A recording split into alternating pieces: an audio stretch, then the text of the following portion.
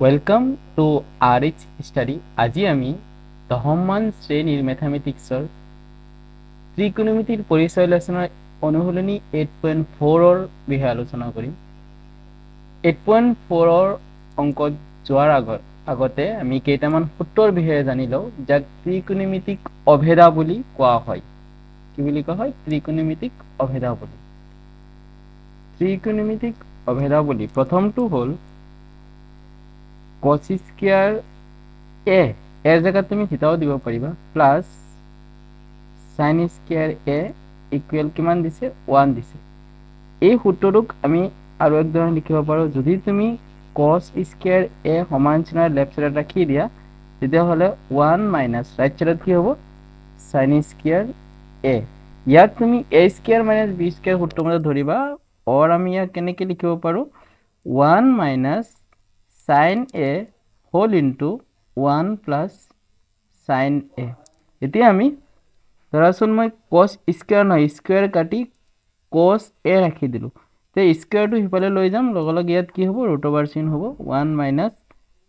sin square a। আকৌ ইয়াক আমি এইটো নিয়ম মতে লিখিব পাৰো। এতিয়া আকৌ ধৰাচোন মই cos নাৰাখি sin স্কয়াৰ a ৰাখি দিলো, sin স্কয়াৰ ৰাখি দিলে বাকিখিনি ৰাইট সাইডত লৈ গ'লে কি হ'ব 1 মাইনাস cos স্কয়ার a, বা ইয়াক আমি কেনে আৰু একদনে কি লিখিব পাৰো 1 minus cos a whole into 1 plus cos a। এতিয়া তুমি সাইনক ৰাখি দিয়া স্কয়াৰ ক্যান্সেল কৰিবলৈ ট্ৰাই কৰা, তেতিয়াহলে স্কয়াৰ হিফালে গলে কি হ'ব ইফালে ৰুট চিন হ'ব 1 মাইনাস cos স্কয়াৰ a। আৰু লিখিব পাৰো এইকেইটাই বনালো। আৰু 2 নম্বৰ সূত্ৰটো চোৱা, 2 নম্বৰ সূত্ৰটো হ'ল 1 plus tan square a equal sec square a। এতিয়া তুমি এটা কাম কৰা tan স্কয়াৰ a ৰাখি দিয়া, সমান সমান কিমান হ'ব sec স্কয়ার a 1 টো ইফালে লৈ গ'লে -1, বা ইয়াক আমি আৰু এক ধৰণে কি লিখিব পাৰো sec a plus 1 whole into sec a minus 1। আমি এই গোটেইখিনি সূত্র প্ৰয়োগ কৰিম। এতিয়া তুমি tan a ৰাখি দিয়া, স্কয়াৰ ইফালে লৈ গ'লে ইফালে কি চিন হ'ব ৰুট চিন হ'ব, তাহলে কি হ'ব sec স্কয়াৰ a minus 1। পিছত আমি ধৰাচোন sec স্কয়াৰ a আছে, sec স্কয়াৰ a কাৰণে মই sec a ৰাখি দিলো, সমান সমান কিমান হ'ব root over 1 plus tan square a। এতিয়া এটা কাম কৰা sec তুমি sec square a minus tan square a রাখি দিয়া, সমান সমান কিমান হ'ব তেতিয়াহলে 1 হ'ব, কাৰণ এইটো 10ক ইফালে লৈ গ'লে মাইনাস হৈ গৈছে, ইফালে 1 থাকি যায়।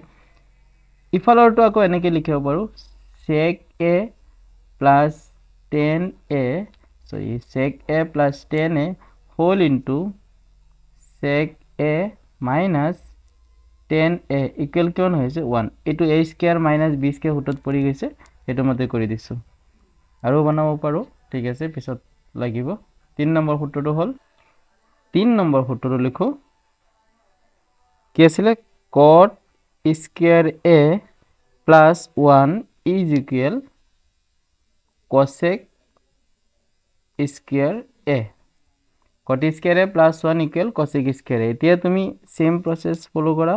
ধৰাচোন মই ৰাখি দিলো cot স্কয়াৰ a সমান সমান কি হৈছে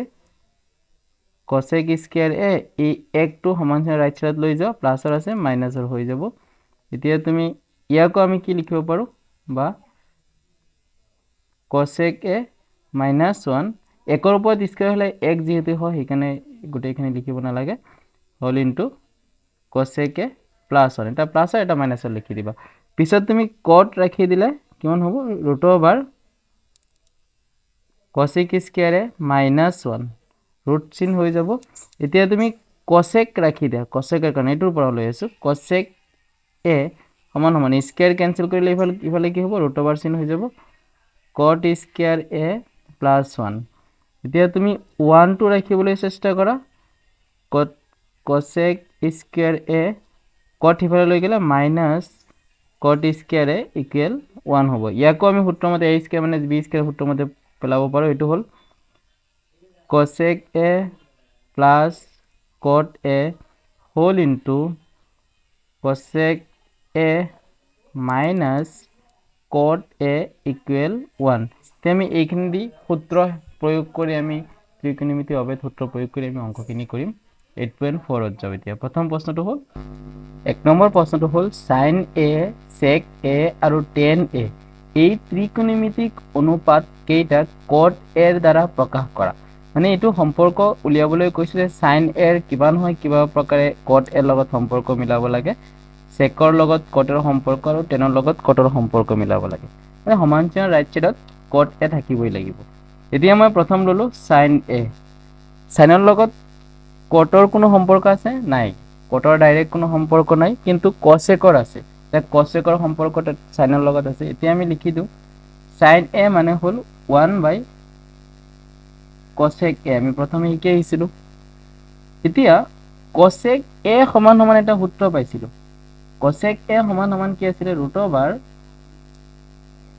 cot square a plus 1 so ইয়াত cot আহি গৈছে হৈ গল এতিয়া তুমি sec ৰ উলোৱা sec a sec ৰ লগত cot ৰ কি সম্পৰ্ক আছিল নাই sec ৰ লগত cot ৰ কোনো সম্পৰ্ক নাই কিন্তু tan ৰ লগত আছে এটা বস্তু ইয়াত মনত ৰাখিবা sin ৰ লগত ডাইৰেক্টলি সম্পৰ্ক cosec ৰ আছে প্ৰতিক্ৰম হিচাপত আকৌ tan ৰ লগত cot ৰ আছে প্ৰতিক্ৰম tan a = 1 cot a sin a = 1 cosec a cosec a = 1 sin a আকৌ cos ৰ লগত কাৰ সম্পৰ্ক আছে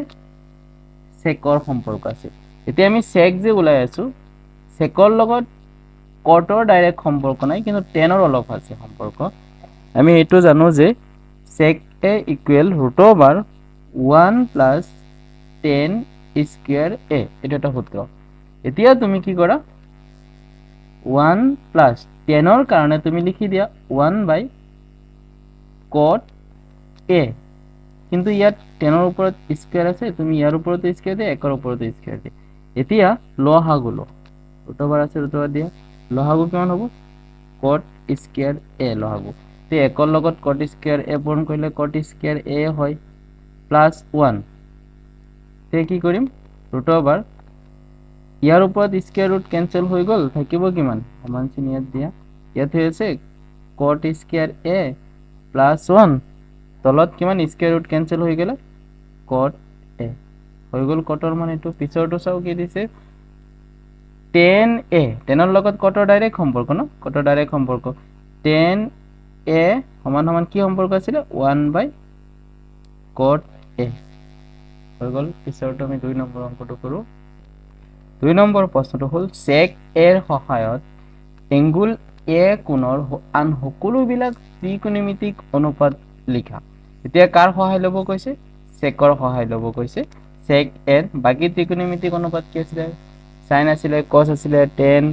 cosec পিছত হে sec পিছত cot আছিল এতিয়া আমি সম্পৰ্ক ওলাম যে sec ৰ লগত sin ৰ কি সম্পৰ্ক cos ৰ কি সম্পৰ্ক এইকেইটা যেনেকৈ হোক ডাইৰেক্টলি ইনডাইৰেক্টলি এতিয়া ধৰচোন মই sin a ললো sin ৰ লগত sec ৰ কোনো সম্পৰ্ক নাই কিন্তু কাৰ সম্পৰ্ক আছে cos ৰ সম্পৰ্ক আছে এই সম্পৰ্কটো হ'ল 1 - cos square a কিন্তু cos ৰ লগত আকৌ কাৰ সম্পৰ্ক আছে sec ৰ সম্পৰ্ক আছে হেতু লিখা 1 - sec ৰ লগত কি সম্পৰ্ক 1/sec স্কয়াৰ আছে কাৰণে স্কয়াৰ দিলো a একৰ ওপৰত স্কয়াৰ নিদিলেও হয় এতিয়া চ লহাগু কিমান হ'ব ইয়াৰ তলত 1 আছে আৰু sec স্কয়াৰ এৰ লহাগু sec স্কয়াৰ a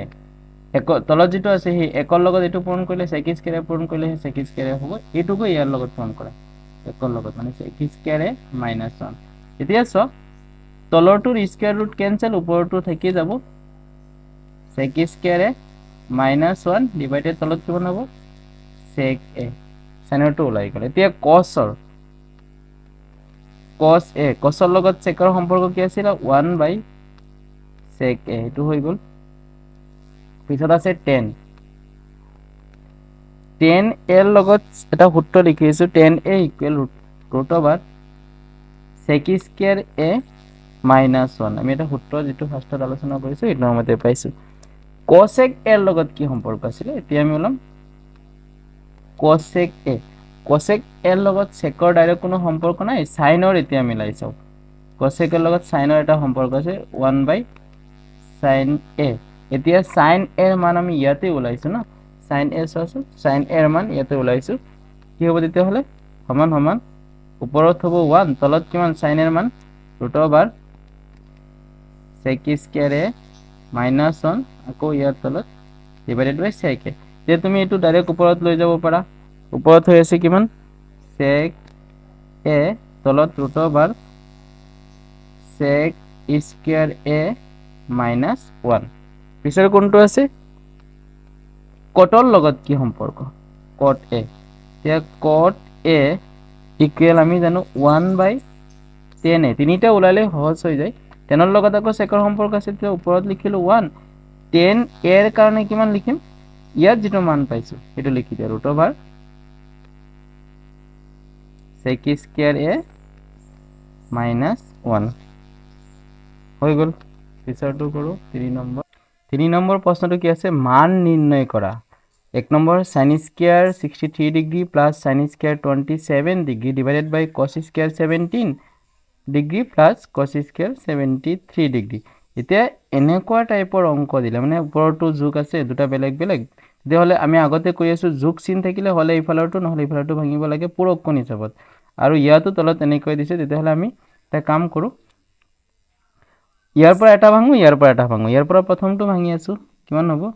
স্কয়াৰ আছে স্কয়াৰ দি যাবা 90 ডিগ্ৰীৰ পৰা কিমান মাইনাস কৰিম 63 দেখিবলৈ হলে 27 প্লাস আছে প্লাস দিলো sin² 27 পিছৰটো তুমি ফাৰ্ষ্টটো ভাঙি আছো cos² 90 ডিগ্ৰীৰ পৰা কিমান মাইনাস কৰিম 73 মাইনাস কৰিলেহে 17 থাকিব প্লাস cos² কিমান আছে 73 ডিগ্ৰী এতিয়া ওপৰটো ভাঙিছা sin² 90 degree minus a equal কিমান আছিল cos² আছে স্কয়াৰ দিম cos a মানে 27 ডিগ্ৰী প্লাস যেটো আছে sin² 27 ডিগ্ৰী তলত cos 90 degree minus equal sin a তেলে sin কি লিখিম ইয়াত স্কয়াৰ আছে কাৰণে স্কয়াৰ লিখি দিলো 73 a মানে 73 প্লাস cos² 73 ডিগ্ৰী এতিয়া চ ইয়াক এটুক তুমি a বুলি ভাবা ইয়াকো a বুলি ভাবা তেতিয়া হলে cos² a sin² a 1 আছিল সূত্ৰ আমি পাইছিলো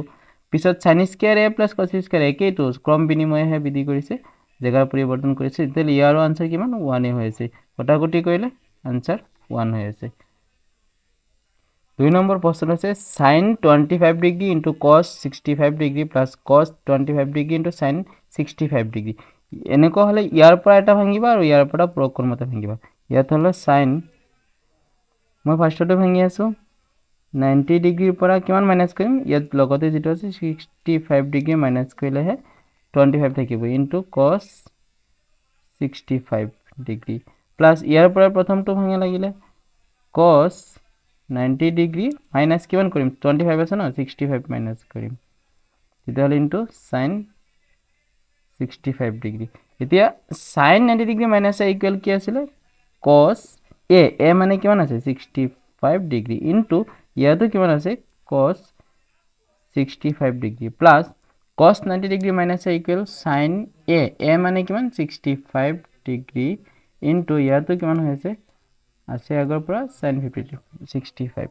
এটা cos 65 into cos 65 equal cos square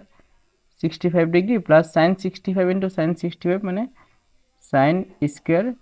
65 degree cos square এটো মিলিছে ন এ বুলি ভাবা cos square a plus sin square equal answer কিমান আছিল 1 আছিল আকৰো কিলে বুজি পাইছা পিছৰটো সব